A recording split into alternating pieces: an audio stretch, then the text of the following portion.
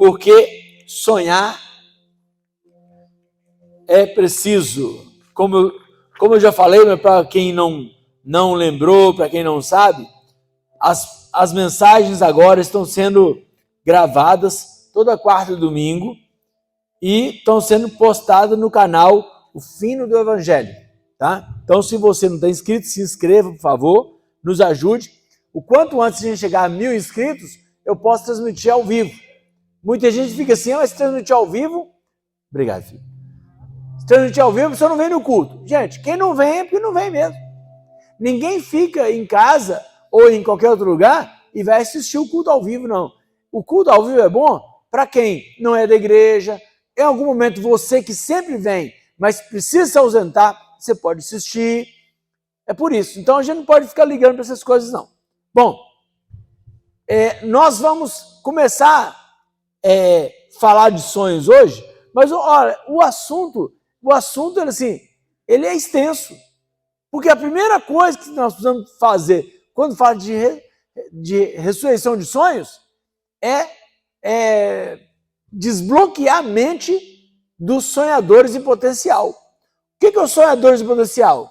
Todos nós, que podemos sonhar, mas às vezes não sonhamos. E isso tem a ver com a nossa vida, com a construção da nossa vida.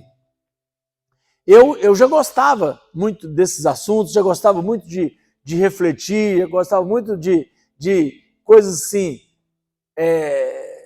subjetividade. Né? Depois de estudar psicologia, fiquei mais ainda apaixonado com o assunto. Porque eu fico pensando assim, por que a pessoa fala daquele jeito? Por que ela se comporta daquele jeito? Por que ela sonha? Por que ela não sonha? E esse é o momento especial para a gente falar disso. Porque a maioria de nós viemos, né, crescemos num ambiente que nos prendeu na nossa vida. É assim, a maioria das famílias, elas são assim, ó, se você conseguiu um empreguinho igual seu pai, tá bom, antes pingar do que secar. Não fica sonhando alto, não. O maior problema dos sonhadores é justamente a família. Aonde era para a gente ter mais sonho, é o lugar que mais se mata os sonhos. Agora, eu fiz diferente. A minha família não matou meus sonhos, eu mesmo matei. Se ninguém me ajudar, eu mesmo me atrapalho. Tem gente que é assim, igual a mim. Não precisa de ninguém para te atrapalhar, você se atrapalha. Por quê? Eu tinha dificuldade em me expressar e falar dos meus sonhos. Por quê? Porque os meus sonhos era muito além do que aquilo que era aceitável. É um negócio complicado. Eu, desde a minha infância, desde quando eu me entendo por gente, desde quando eu percebi, porque uma coisa, me entender por gente, eu me entendo por gente desde os 4, 5 anos de idade, quando eu trabalhava lá na roça, trabalhava mesmo, segurando bagaço de cana. Eu era tão fraco, tão novo, que eu não podia segurar a cana no engenho. Engenho é parecido com uma engenhoca.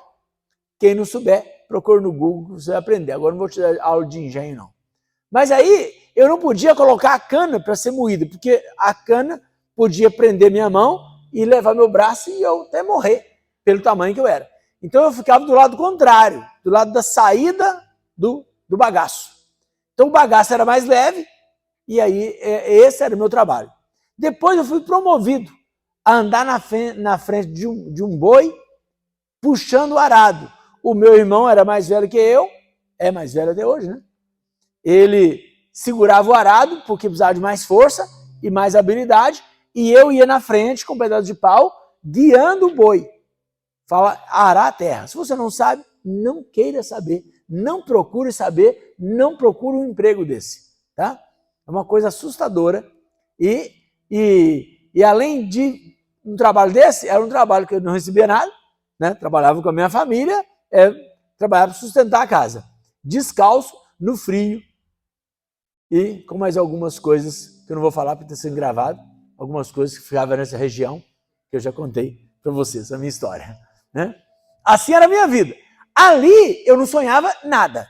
Ali nem com a morte eu sonhava, que eu não entendia nem como é que era o processo da morte. Se eu entendesse o que era a morte, eu já começava a sonhar com a morte ali mesmo, porque ali eu já tinha sofrido para 3 gerações. Só que aí, no ano seguinte, com 8 anos de idade, eu mudei para Belo Horizonte.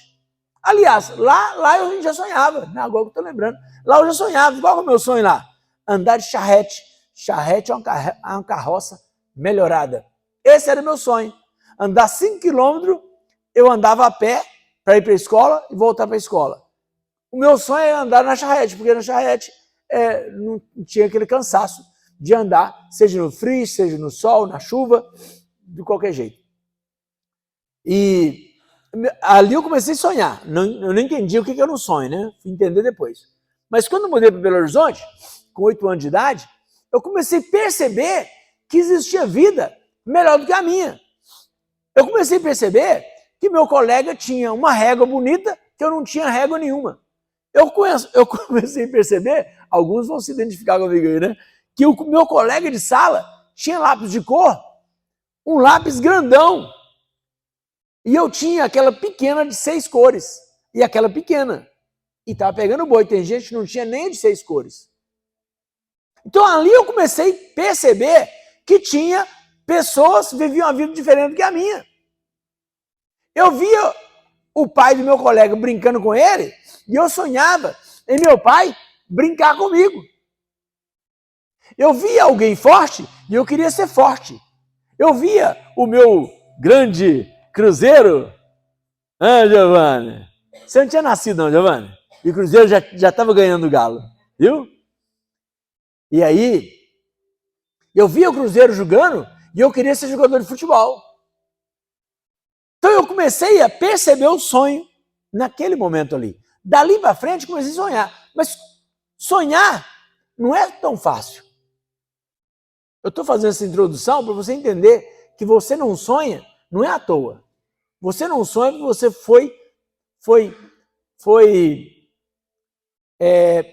você foi doutrinado para não sonhar. Por quê? A Bíblia diz assim, ó, vamos lá, João 10:10. João 10:10 é um dos principais versículos para a gente falar sobre isso. João 10:10. João 10:10. O ladrão não vem senão para roubar, matar e destruir. Eu vim para que tenham vida e a tenham em abundância. Gente, o ponto principal para falar de sonho é esse versículo aqui. Vida abundante. Agora, quando fala vida abundante, muita gente já pensa logo em dinheiro. Gente, dinheiro é um ponto de realização de sonhos. Porque se tem sonho que ela não precisa de dinheiro. Tem sonho que precisa de dinheiro. Mas tem sonho que não precisa de dinheiro nenhum. Vou te dar um exemplo. Sonho com dinheiro e sonho sem dinheiro. Para uma criança, vamos pegar uma criança aí até 10 anos, aproximadamente 10 anos em diante, já começa a perceber outras coisas, mas funciona com adolescente, funciona com jovem, funciona com adulto, funciona com casais. Vou te dar um exemplo simples, vamos ver se eu vou conseguir me expressar bem. Uma criança fala assim, eu quero ir à Disney. Eu imagino que nenhum de nós aqui foi na Disney até hoje. Eu imagino. Eu não fui. Não passei nem perto, né? Nem longe. Passei muito longe, né? Mas ir na Disney é bom. Com certeza é bom. Garanto que é bom. Eu nunca fui, mas garanto que é bom. Agora, o que é bom estar na Disney? Com pessoas que nós amamos. Então, ter o dinheiro só, por exemplo, vou dar um exemplo aqui que, né, também não vai alcançar nenhum de nós, não, mas você tem uma ideia. Porque a gente imagina assim, que o outro está tendo uma vida melhor do que a nossa porque ele tem dinheiro. Não necessariamente. Tem pessoas que nós conhecemos, ou que nós já estudamos, ou que nós convivemos por algum tempo, que ele foi à Disney várias vezes, todo ano foi à Disney. E foi com quem? Foi com a tia, foi com a madrinha, foi com o padrinho, foi sozinha, foi com um amigo, mas o que a pessoa mais queria era ir com o pai e com a mãe.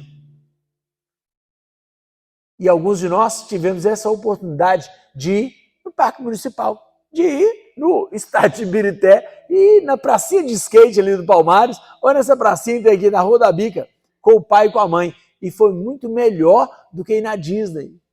Então a gente precisa entender que a gente pensa assim, quem tem pouco dinheiro, pensa que o dinheiro resolve tudo. Dinheiro não resolve tudo. Ó, os problemas mais graves que nós temos, dinheiro nenhum resolve. Pode observar. O dinheiro só ia ajudar o seguinte, você está aborrecido com a vida. Aí você viaja para a França, tira foto da Torre Eiffel, né? Posta no Instagram, curtindo a vida. Estou aqui há 3 meses, todo mundo pensa, fulano está bem demais. Na verdade, você está querendo suicidar, mas ninguém precisa saber. Então o dinheiro serve para isso, para fazer inveja, só se for. Porque para preencher o nosso vazio, não adianta. Então, quando fala em sonho, o pessoal pensa em dinheiro. Gente, é a maior ilusão que tem. É outra coisa, é outro fardo que o inimigo coloca na vida de muita gente, que a pessoa começa a ficar bloqueada com dinheiro e ela não consegue nem uma coisa nem outra. Por que eu bato tanto na tecla do Salmo 127? Se o Senhor não edificar a casa, em vão trabalhos que edificam. É inútil levantar cedo, dormir tarde, comer pão de dores. Presta atenção. Inútil levantar cedo, dormir tarde, comer pão de dores. Inútil para quê? Inútil para edificar uma família. Porque levantar cedo, dormir tarde e trabalhar igual um doido é útil, sim. Você pode acumular riqueza, você pode melhorar várias áreas da sua vida, você pode estudar, você pode fazer um monte de coisa. Agora, para edificar uma família, isso aí não resolve. Tem gente rica com a família destruída. Por que a gente vê mais problemas entre os pobres do que os ricos? Porque tem muito mais pobre do que os ricos. É só questão de quantidade. Os problemas são os mesmos. Os problemas são os mesmos. Tem filho de rico fumando maconha, tem filho de rico praticando automutilação, tem filho de rico suicidando, tem ricos traindo, tem ricos adulterando, tem ricos com depressão. Não muda nada, o ser humano é igual em qualquer classe social. Só que quem é pobre tem essa ideia de que se tiver muito dinheiro, vai resolver.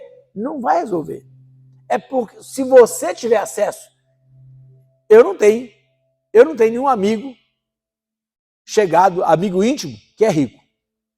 Normalmente ele não tem, mas se caso você tiver, pode perguntar para ele. Se ele for seu amigo íntimo, ele vai se abrir com você. Vai falar que a vida dele está uma porcaria, que tem problemas que dinheiro nenhum resolve. Tem coisas que não se resolve com dinheiro. Só resolve quando Deus entra na vida da gente, transforma a vida da gente, ou então Deus nos dá força para suportar aquela dificuldade. Porque é muito importante isso. O que acontece ao ímpio, acontece ao justo. O que acontece ao pobre, também acontece ao rico. Veio um Covid aí, matou mais de 700 mil pessoas no Brasil. Morreu só pobre? Morreu mais pobre. Claro, tinha muito mais pobre, então é normal. Morrer mais pobre que tem mais pobre. O que tiver muito, vai acontecer muito. Por que toda igreja, pode contar que eu garanto, sem contar que eu garanto para você que hoje, nessa noite, tem mais mulher aqui do que homem. Garanto, pode contar aqui. Garanto que mais de 60% aqui é mulher. Por quê? O mundo também tem mais mulher do que homem. É normal. É a coisa mais natural que tem. É questão de quantidade. Não é nada mais do que isso. Não é porque as mulheres... Aí o pessoal fala assim, mulher mais sensível, mulher mais crente. Nem nada. Mulher que peca mais, corre para a igreja por isso. Né, Edileuza? Aí, por isso que o Rodrigo nem veio. A Lília veio, aí o Giovanni ficou com dó dela confessar o pecado sozinho e veio junto. É assim, Mulher peca mais. Né, Fátima? Tá gravado, viu, Fátima? Você peca mais. Tá gravado aqui, Então, gente, aqui, é questão de quantidade. Mas o que eu quero falar aqui é de sonho de forma geral. Por quê? O meu sonho pode ser um, o seu pode ser outro. Quer ver como é que o sonho É uma coisa estranha? O pessoal fala assim, pastor, meu sonho é ter 1 milhão na minha conta. Eu nunca sonhei isso. Sabe o que eu sonhei? Em ter um diploma de curso superior. Eu consegui isso em 2011. Ali, para mim, o meu diploma valeu muitos milhões. Esse agora que está chegando, daqui 2 meses, é a minha encerra, né? Porque eu tirei aquelas fotos de formatura, na verdade, ali é preparação para o convite. A formatura mesmo vai ser lá para julho, agosto, setembro, sei lá, quando é que uma hora chega. O semestre termina agora em junho. Tem 2 meses de aula ainda, ó, maio e junho, para eu concluir a minha segunda graduação. Por que eu faço questão de contar que 2 graduações? Porque eu acho demais isso. Eu acho chique demais. Ah, professor, eu não acho. Problema seu. O sonho é meu, o diploma é meu, a graduação é minha. É isso que eu quero mostrar. A pessoa fala, eu queria ter 10 milhões, eu queria ter 10 diplomas. Eu queria saber as matérias tudo, eu queria dominar os assuntos tudo. A minha curiosidade para saber, para entender tudo sobre psicologia é desde a minha infância, desde a minha adolescência. Então não interessa se é rico ou se é pobre, interessa que eu estou estudando um assunto que eu sempre sonhei. Sonhei desde quando? Desde os meus 12, 13 anos. Imagina, vamos imaginar que é 12 anos, só para ficar fácil de fazer as contas. Mas foi nessa faixa de idade. Com 12 anos aproximadamente, eu comecei a sonhar em ser psicólogo. Eu nem lembro por que eu quis ser psicólogo. Eu acho que é por causa do nome. Eu sempre fui chato, né? Acho que não falou psicólogo. Até para escrever é difícil. Aí eu acho que eu vou ser psicólogo. Nem sabia por quê. Tinha um colega meu que queria ser mordomo, as ideias, né? Mas eu gosto dele, eu nem sei se ele se tornou mordomo. Mas eu queria ser psicólogo, eu nem sabia o que era. Com 12 anos, sabe quando é que fui entrar na faculdade de psicologia? Com 52 anos. 40 anos depois é que eu fui começar a realizar um sonho. Eu estou começando dando esse testemunho para você entender que não é tarde para você sonhar. Deus quer que você tenha vida e a tenha em abundância. Alguém brincou comigo assim, quando você morrer, nós vamos jogar os diplomas seu tudo no caixão. Eu falei, joga mesmo, que é meu e eu quero levar para mim. Eu quero levar comigo. Né? Claro que é uma brincadeira, porque o corpo vai para a terra e o diploma vai se desfazer junto, tá, gente? Não é para ninguém ficar pensando que vai levar, não, senão tem gente... Eu fui no enterro uma vez, há muitos anos atrás, na hora que desceu o caixão do senhor, assim, né, do sujeito que morreu, o filho jogou relógio, jogou carteira, jogou dinheiro. Fiquei pensando, será que o homem era muito mão de vaca? Falei, toma o seu relógio, infeliz, toma a sua carteira, leva para o meio do inferno. Eu não sei se foi isso, não. Eu estou só imaginando. Por que a pessoa vai julgar? Jogou aliança. Imagina. Então, meus diplomas, teve os irmãos aqui, há muito tempo atrás, eu peguei tanto no pé do pessoal para estudar. Gente, mas é normal, ué. Se eu gostasse mais de academia, eu falava com você para ir na academia todo dia. Eu vou, mas eu não gosto. Eu vou porque eu sou obrigado, tá? Porque é melhor você ir na academia do que ficar doente. É melhor você ir na academia do que você ficar tomando remédio e tal. Mas se você gosta do remédio, fica o remédio, não esquenta a cabeça não. Mas eu pegava tanto do pé do pessoal para estudar, que o pessoal falou assim, pastor, quando você morrer, eu vou jogar os seus diplomas e os meus também. Até meus diplomas eu vou jogar na sua cara. Eu falei, pode jogar na minha cara então. Pode jogar seus diplomas também comigo, vai enterrar seus diplomas junto comigo. De tanto que eu pegava no pé. Por quê, gente? Olha, em questão profissional, grava aí, ó. Questão profissional e financeira, para nós que nascemos na família de pobre, é praticamente o único caminho, é a escola. Sem escola, você vai ter pouca chance. Você tem chance. Você pode empreender, você pode ser talentoso para alguma coisa, você pode descobrir alguma coisa para fazer, você pode, né, tem profissões, né? Não estou falando que os jogadores de futebol não estudam, não. Para jogar bola, não precisa, normalmente, você precisa ir para a escola. Dá para ser até analfabeto e ser um craque de bola. Mas vai ter que treinar. É outro tipo de estudo. Agora, tirando disso, nós que nascemos de forma desfavorável, né? Em situação de vulnerabilidade, o que nós temos que fazer? Estudar igual um doido. Estudar o quê? Qualquer coisa que você quiser aprender. Qual assunto que você quer? Em que área você quer crescer? Agora, quando eu falo de estudar, também tem aquela parte assim, todo mundo, olha, se você perguntar, todo mundo vai falar que quer. Todo mundo vai falar que quer ter uma família abençoada. Mas não estuda o assunto da família. Todo dia eu falo a mesma coisa. Eu repito essas coisas e muita gente não desperta. Os dois principais problemas que a gente atende num consultório de psicologia. Os dois principais problemas que a gente ouve todos os dias no consultório de psicologia.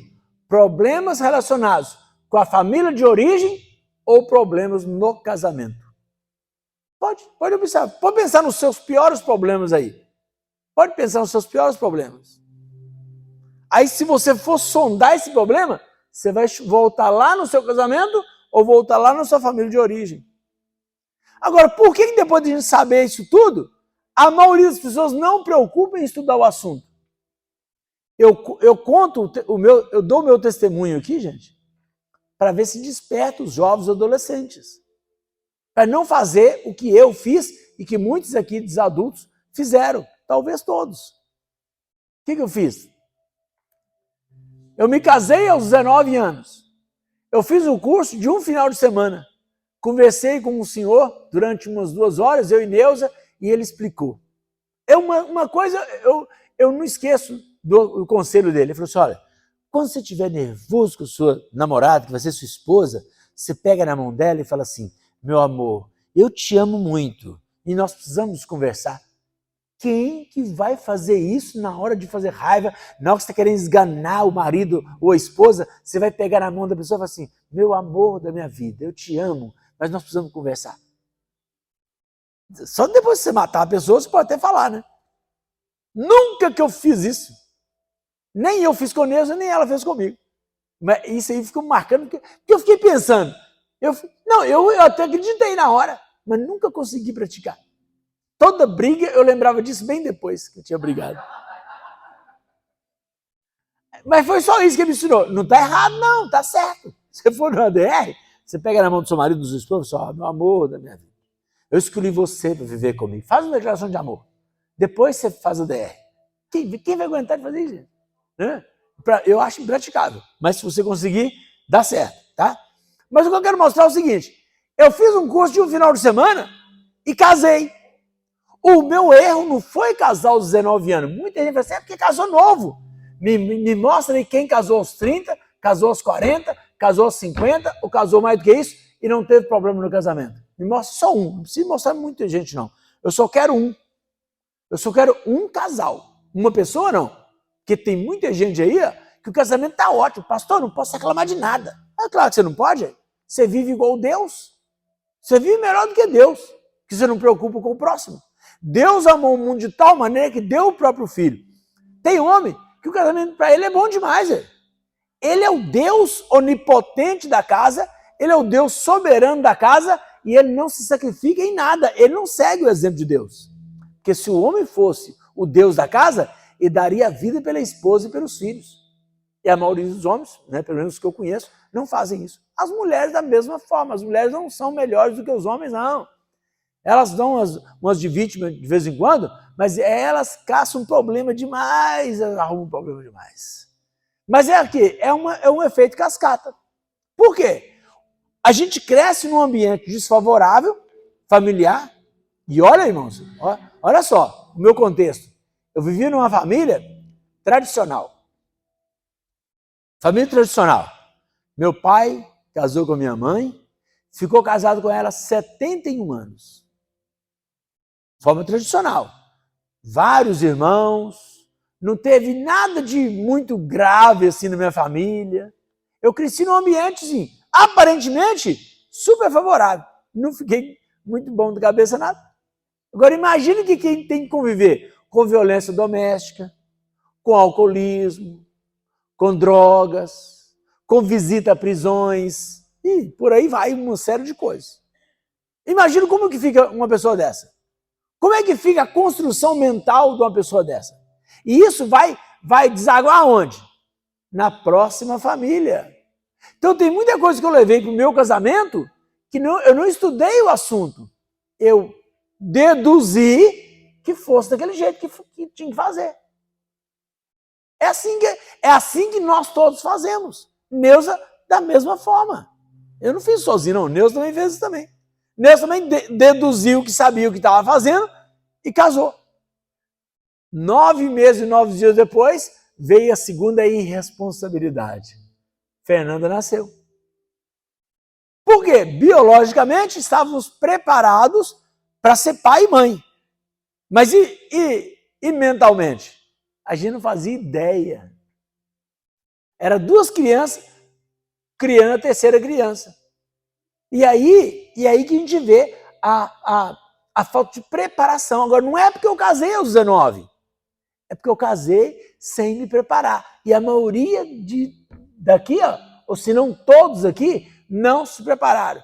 Eu vou te desafiar. Quem não é casado, ou quem tem filho aí que vai orientar os filhos, pode repassar o desafio. Qualquer um que não é casado, prepara o máximo que você puder. Quando você casar, você vai ver que não se preparou o suficiente. É igual criar filhos. Você pode se preparar, estudar, remexer Google. A minha colega, ela não vai assistir, mas eu vou falar dela. Ela engravidou na faculdade, já começou a ler artigo científico. Artigo científico como criar filhos. A professora falou, minha filha, não fica fazendo isso não, você vai ficar doida. Ler artigo científico como criar filho. Não tem como estudar pelo artigo científico, não. Você tem que estudar várias coisas sobre criar filhos. Depois que você estudar bastante sobre criar filhos, você vai ver que você não estudou o suficiente. Por quê? Por uma razão muito simples que nós crentes falamos e muitos não creem. Porque nós somos únicos. Eu sou de uma família grande, nós somos 16 filhos, né? 14 vivos, né? Morreu 2 crianças. Dos 14 vivos, 14, gente, 14. Já pensou? É muita gente, né? Não tem nenhum de nós igual ao outro. Imagina como que meu pai e minha mãe fizeram para criar 14.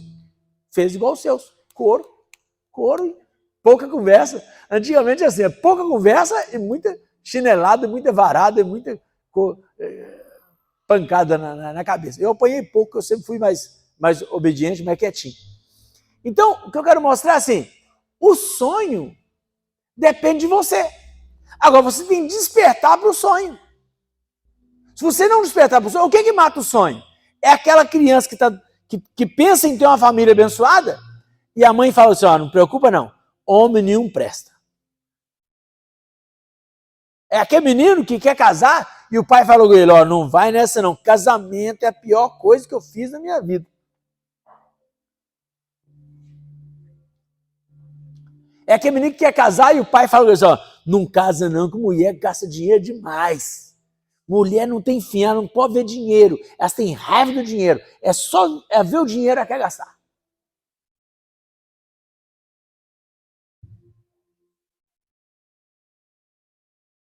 Fora outras coisas que não pode ser falado, né? Mas pode ser pensado. Então você vai pensando aí, o tanto de coisa que você já ouviu ou o tanto de coisa que você já falou que matou o sonho do seu filho ou de sua filha. Vocês perceberam? Tem um fenômeno acontecendo. Vocês já perceberam como que a cada dia os jovens estão demorando para casar? Estou falando de forma geral, tá? Até dentro das igrejas acontece, mas de forma geral. Aqui, dentro das igrejas, costumam os jovens casar mais cedo, porque eles são um pouquinho só, né? Pressionados pela família, porque tem alguns pastores que pegam muito pesado. Eu sou suave, eu compreendo as coisas, mas tem pastor que não é muito compreensivo, né? E faz algumas ameaças, e aí os caras, né? O pessoal casa mais cedo. Mas se você pesquisar, você vai ver que está tendo um fenômeno nas últimas décadas. O pessoal está demorando mais tempo para casar. Eles até acasalam, mas não casam. E aí ele sai de casa, porque o casamento requer, já viu o ditado? Quem casa quer casa, mesmo que seja aluguel. Se você paga aluguel, a casa é sua. Você está pagando aluguel, tá? Então tem muita gente preocupada, porque eu pago aluguel, como é que vai ser minha vida? Meu sonho é ter casa própria. Casa própria, se o seu lar, se sua vida conjugal é uma bagunça, o que vai mudar se tiver uma casa própria ou se a casa for imprópria? A sua vida está imprópria. Né? Maior bobagem. Conserta o seu relacionamento, depois você pensa em aonde você vai morar. Gente, um relacionamento abençoado, até debaixo da ponte, dentro da caixa de papelão, é melhor. A Bíblia não falha. É melhor morar numa casa simples do que no meio, do que numa mansão com a mulher rixosa.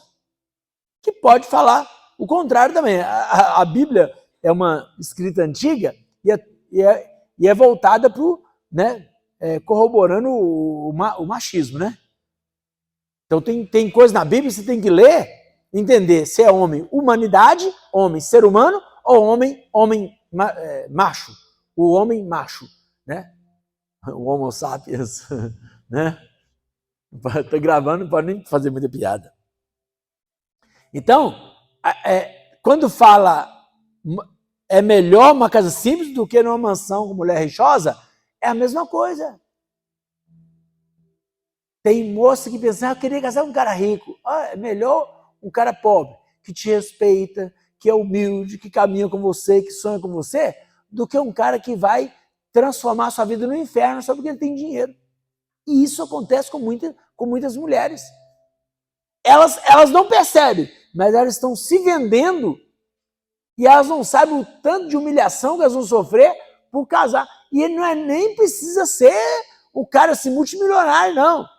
Às vezes o cara tem uma mixaria, mas ganha um pouquinho a mais e ele humilha a esposa. Infelizmente isso acontece. Mas por quê? É a construção que aquela moça teve, visando o dinheiro. Então, aqui, a questão do sonho que eu quero mostrar é assim, o que Deus quer. O que é sonho? Alvo a ser alcançado. Não é o sonho quando você está dormindo, não.